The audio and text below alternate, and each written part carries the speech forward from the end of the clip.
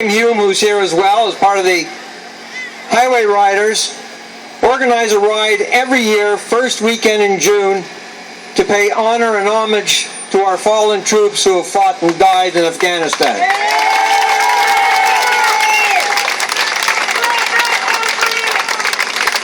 I can't tell you how proud I am to ride with them and to have them include me in their ride. They're here because they're Canadians. And what happens in Quebec involves all of Canada.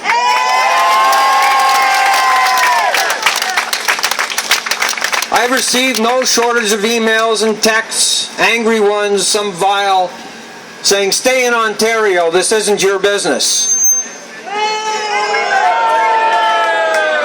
And those are from the English speakers. This is everyone's business. We are not Quebecois, we're Canadians. We are not invisible. We're here. We don't live off of welfare. We don't have our hands out asking the French government of Quebec to give us something. We're the ones who give.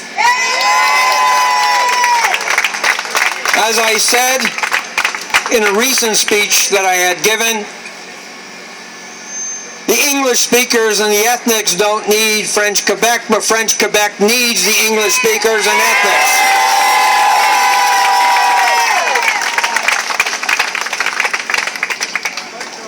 They say that in Ottawa and other parts of the country that we need Quebec.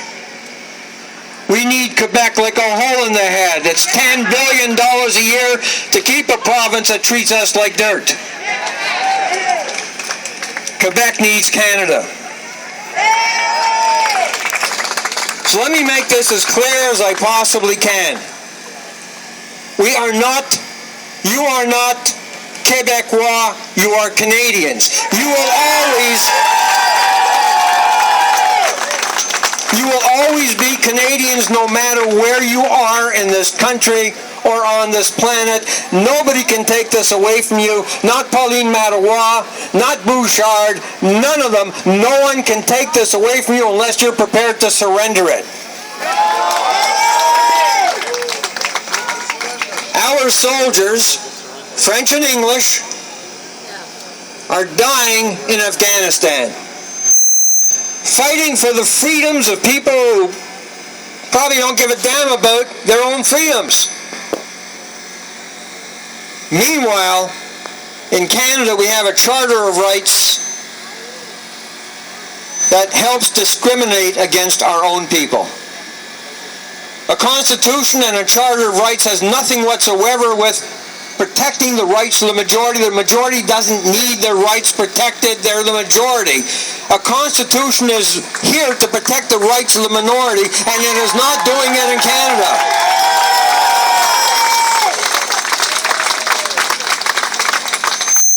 I am routinely called an angry phone. Screw them, I'm angry like hell.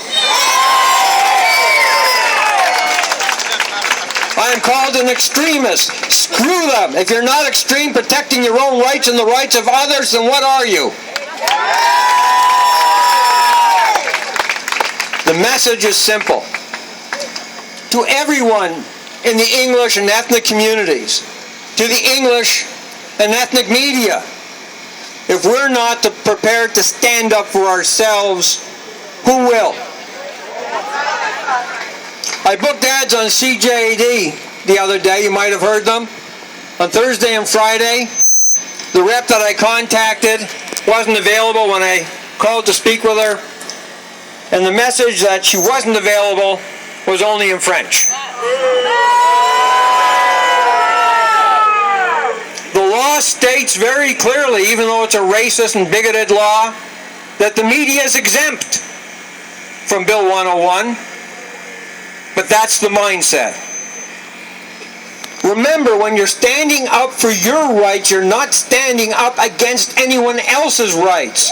No matter what they say, no matter what they want to make you believe, and if you're not prepared to go to the mat for your own rights, then you don't deserve to have them.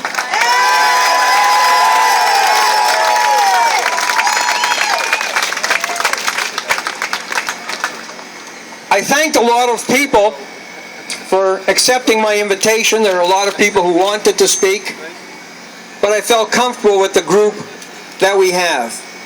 The people who have spoken have all made a contribution. They've all put it on the line, they've all sacrificed, they all paid an incredible price, and none of them got the kind of support that they really deserved. But I'm proud, after almost 15 years of this fight, to be standing and sharing the stage with them. Now, I don't know if we can all sit here, but I'd like you to come up.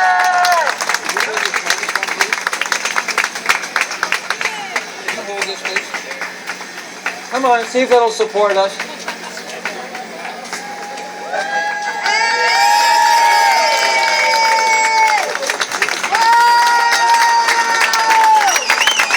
Ladies and gentlemen, in Quebec, in Montreal, these are the faces of freedom.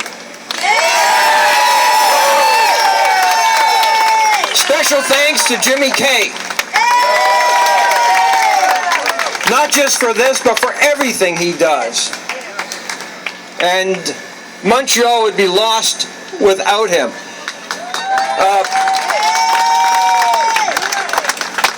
We are witnessing right around the world, to our closest and biggest friend and neighbor just south of us, the collapse of freedoms.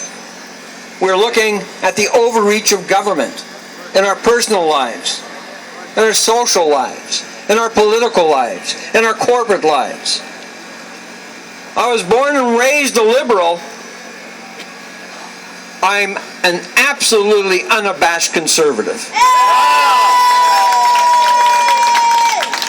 My rights are not negotiable.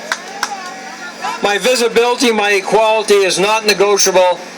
And in spite of anything anyone will ever say to me, about me, around me, to hell with them. Jimmy had asked if anyone wants to help contribute to Galganov.com. Let me give you a quick resume about this non-profit, federally chartered corporation. 100% of the money that we raise goes into the fight.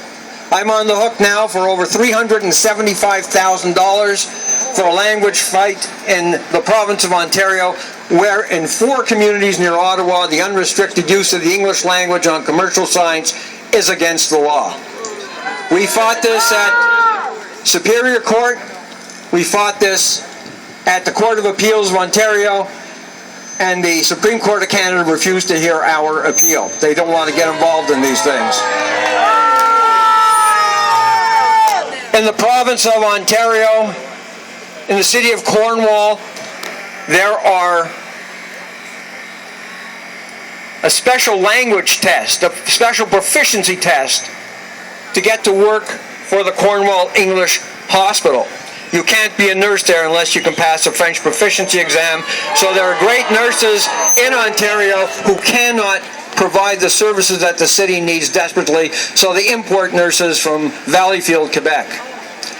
In Cornwall, there are community hospitals. These are clinics, publicly funded healthcare centers that are French-only. English people are not invited to attend, even though we pay for it. In Alexandria, Ontario, they've segregated their school buses. They don't want English children on French buses. When you drive through Ontario now, up to 417 to Ottawa, you'll see no shortage of big Franco-Ontarian flags, but you won't see a Canadian or an Ontario flag. So when people tell me I don't live in Quebec any longer, Quebec followed me into Ontario. Thank you all very much, and we would really appreciate if anyone here wants to contribute to Galganov.com, because the fight doesn't end today. It goes on, and it will never end until such time as we are equal and visible anywhere in Canada.